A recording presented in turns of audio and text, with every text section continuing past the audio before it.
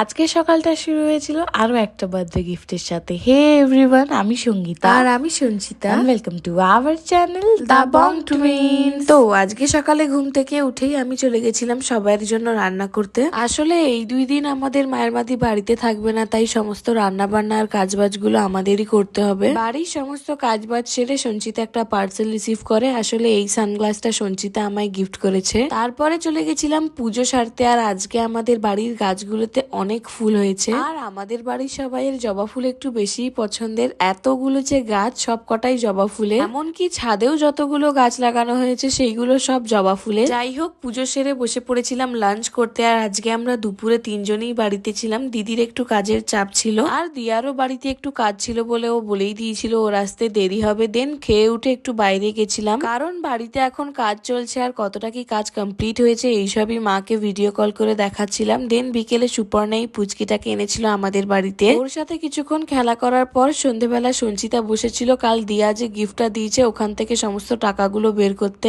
আর দিদি আমাদের জন্মদিনে পরার জন্য একটা জামা গিফট করবে বলেছিল, তবে আমাদের কাছে অনেক জামা আগে থেকেই কেনা ছিল বলে আমরা ওর থেকে একটা জিন্সের প্যান্ট আর সোয়েটশার্ট নিয়ে নিয়েছি। আর এই পার্সেলটাও আমরা আজকে রিসিভ করেছি। তো চলো আজকের মতো এতটাই, দেখাচ্ছে আবার পরে ভিডিওতে। টাটা।